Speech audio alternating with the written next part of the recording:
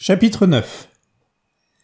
Bien qu'il ne partageât pas les préventions du constable Hoskins au sujet des étrangers, l'inspecteur éprouva tout de suite une vive antipathie pour Étienne de Sousa. L'élégance de celui-ci, le parfum de ses cheveux bien coiffés et l'aisance de ses manières agacèrent Blanc. De plus, et tout en la voilant, il laissait paraître une certaine ironie. « Il faut admettre, déclara-t-il, que la vie est pleine d'imprévus. J'arrive ici au cours d'une croisière de vacances, j'admire le ravissant paysage, je viens passer l'après-midi avec une cousine perdue de vue depuis des années. Et que se produit-il ? Pour commencer, je tombe au milieu d'une espèce de mascarade, des noix de coco sont lancées autour de ma tête, puis, immédiatement après, je suis mêlé à un crime. » Il alluma une cigarette, lança un nuage de fumée et ajouta : « Certes, cet assassinat ne me concerne en rien. De sorte que je ne comprends pas pourquoi vous désirez me questionner. Vous êtes étranger au pays, monsieur. Les étrangers sont-ils donc nécessairement suspects ? Du tout. Vous ne comprenez pas ce que je veux dire. J'ai cru comprendre que votre yacht avait jeté l'ancre à Helmouth. C'est exact. Vous êtes venu en canot automobile le long de la rivière ? Encore exact. Pendant ce trajet, avez-vous remarqué, sur votre droite, un petit embarcadère qui avance dans l'eau, est couvert de chaume et comprend un quai. Étienne de Sousa renversa sa belle tête brune et la réflexion lui fit froncer les sourcils. Attendez, j'ai vu une crique et une petite maison grise. Plus haut dans la rivière, parmi les arbres ? Ah oui, je me souviens. L'endroit est fort pittoresque. J'ignorais que cette propriété comportait un débarcadère, sans quoi je m'y serais arrêté. Quand j'ai demandé où aller, on m'a dit de gagner le bac et de descendre à terre en cet endroit. Bien, l'avez-vous fait ? Certainement. Vous n'avez pas atterri près de ce débarcadère ? Sousa fit un signe négatif. Y avez-vous aperçu quelqu'un en passant ? Non. Pourquoi ? Vous comprenez, monsieur. La victime se trouvait là cet après-midi. Elle y a été tuée à peu près au moment où vous y passiez. Le jeune homme fronça de nouveau les sourcils. Vous supposez que j'aurais pu être témoin de ce crime ? Il a été commis à l'intérieur de la construction. Mais vous auriez pu voir la jeune fille si elle s'était penchée à la fenêtre ou était sortie sur le balcon. En ce cas, nous pourrions mieux préciser l'heure du meurtre, car elle était encore vivante au moment de votre passage. Je comprends. Mais pourquoi est-ce moi que vous interrogez ? Il ne manque pas de bateaux allant à Helmouth et en descendant, notamment de yachts de plaisance. Pourquoi ne faites-vous pas une enquête auprès d'eux ? Nous la ferons, soyez tranquille. Donc, vous n'avez rien remarqué d'anormal dans cette remise à bateau ? Absolument rien. Je n'ai même pas eu l'idée qu'il s'y trouvait quelqu'un. Évidemment, je n'ai pas fait grande attention et je ne suis pas passé très près. On pouvait regarder par la fenêtre, ainsi que vous le dites, mais je n'ai vu personne. Je regrette vivement, conclut-il poliment, de ne pouvoir vous être utile. Nous ne pouvons trop espérer, répondit Blanc. Je désirerais vous demander quelques autres détails. Lesquels ? Êtes-vous seul, ou des amis font-ils cette croisière avec vous ? J'en ai eu au début, mais depuis 3 jours, je suis seul. Avec mon équipage, bien entendu. Comment s'appelle votre yacht ? L'Espérance. Donc, Lady Stubbs est votre cousine. Le jeune homme haussa les épaules. Cousine éloignée. Vous comprenez, dans les îles, on se marie beaucoup entre parents. De sorte que nous sommes tous plus ou moins cousins les uns des autres. A-t-il est pour moi au 2e ou 3e degré. Je ne l'ai pas vue depuis qu'elle avait 14 ou 15 ans. et vous avez eu l'idée de faire une visite surprise aujourd'hui. Oh, pas surprise, inspecteur. Je lui avais écrit. Je sais en effet qu'elle a reçu une lettre de vous ce matin, mais elle a été tout étonnée d'apprendre que vous étiez en Angleterre. Vous vous trompez, inspecteur. Je lui ai écrit, voyons, il y a 3 semaines, de France, juste avant de venir ici. Blanc fut stupéfait. Vous l'avez prévenu que vous comptiez passer la voir? Oui. Je lui ai expliqué que je faisais une croisière, que j'arrivais probablement à Torquay ou à Helmouth vers la date où nous sommes, et que je lui indiquerai le jour exact. L'inspecteur dévisagea son interlocuteur, car sa déclaration différait totalement de ce qu'on lui avait dit au sujet de la lettre reçue au courrier ce matin-là. Plus d'un témoin avait affirmé que Lady Stubbs s'était montrée effrayée et manifestement prise de court. De Sousa croisa, sans se troubler, son regard avec celui du policier et fit d'une chiquenaude tomber un grain de poussière de son pantalon, en souriant. Blanc reprit. Votre cousine a-t-elle répondu à la première lettre? Le jeune homme hésita un instant, puis dit « Je ne me souviens pas, je ne crois pas. Ce n'était du reste pas nécessaire. Je voyageais et n'avais pas d'adresse fixe. D'ailleurs, je ne pense pas que ma cousine Hattie soit une très bonne correspondante. Elle n'est pas fort intelligente, mais il paraît qu'elle est devenue très belle. Vous ne l'avez pas encore vue? De Sousa sourit. Elle semble être absente. Peut-être que cette espèce de gala l'ennuie. L'inspecteur répondit en choisissant ses mots avec soin. Avez-vous, monsieur, une raison de penser que Lady Stubbs puisse ne pas désirer vous voir? Ne pas me désirer me voir? Je ne vois pas pourquoi. Quel motif aurait-elle de m'éviter? C'est ce que je vous demande. Vous croyez qu'elle s'est éloignée afin de ne pas me rencontrer? C'est absurde. Vous ignorez qu'elle put, disons, avoir peur de vous? Peur de moi? Sousa parla d'un ton à la fois sceptique et ironique. C'est ridicule. Vos rapports ont toujours été amicaux? Mais je vous ai déjà dit que je n'en ai jamais eu de suivi et que c'était une enfant quand je l'ai perdue de vue. Pourtant, vous avez voulu la voir en venant ici. J'avais lu un article à son sujet dans un de vos journaux mondains. On y donnait son nom de jeune fille et on annonçait son mariage avec ce riche Anglais. J'ai pensé que je pouvais voir ce qu'était devenue la petite Hattie et si son cerveau s'était développé. Il haussa les épaules et ajouta « Simple curiosité de famille, sans plus. » L'inspecteur dévisagea de nouveau le jeune homme. Que cachait son attitude calme et moqueuse?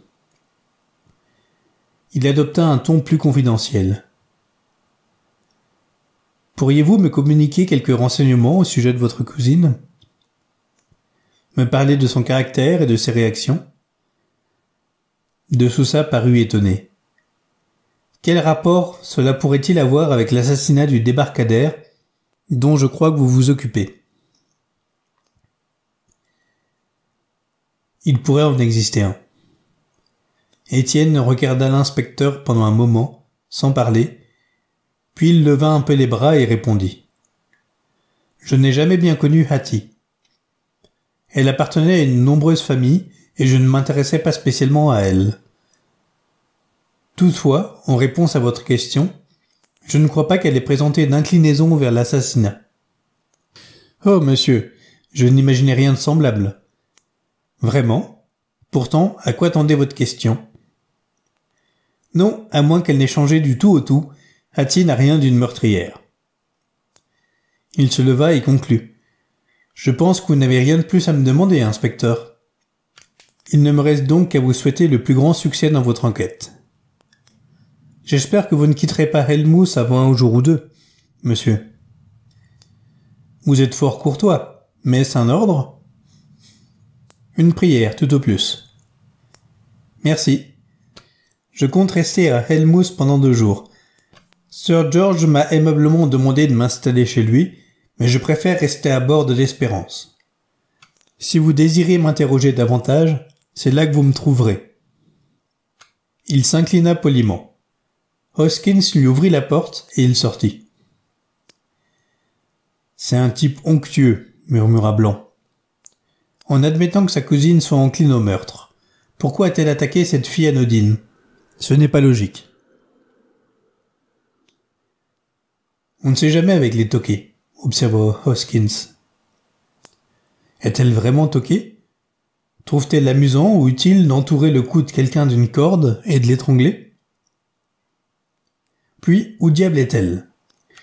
Allez voir si Frank a un indice. » Hoskins ne tarda pas à reparaître en compagnie du sergent Cottrell, jeune homme énergique, très content de lui, et qui avait le don d'exaspérer son supérieur. Blanc préférait de beaucoup la sagacité paysanne du constable Hoskins à l'attitude suffisante de Frank Cottrell.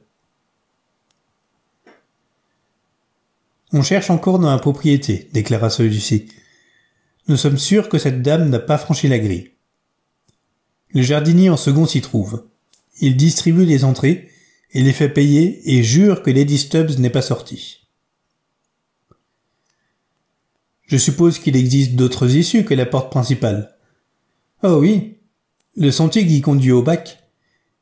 Mais le vieux Bardell, qui y est de faction, déclare aussi que la jeune dame n'est pas partie de ce côté. Il est très âgé, mais sérieux, et m'a décrit fort clairement l'arrivée du monsieur étranger qui était dans un canot, et lui a demandé où était Nass House. Bardell lui a répondu qu'il fallait longer la route jusqu'à la grille et payer un droit d'entrée. Mais l'inconnu ne paraissait pas savoir qu'on donnait une fête et a dit qu'il était parent des propriétaires. Alors le vieux lui a montré le sentier qui traverse le bois. Bardell est resté près du quai toute l'après-midi et eût sûrement vu Lady Stubbs y était sortie. Il y a aussi la barrière qui mène à Woodhawn Park, en passant par les champs. Mais elle a été barrée par des fils de fer à cause des gens qui la franchissaient. Donc ce n'est pas encore cette issue que la dame a empruntée. Il semble qu'elle soit encore dans la propriété. Possible, déclara l'inspecteur. Toutefois, rien ne l'a empêché de se glisser sous un fil de fer et de s'éloigner. Sir George se plaint encore que les gens de l'auberge de jeunesse entrent chez lui. Or, si l'on peut entrer, on doit pouvoir sortir.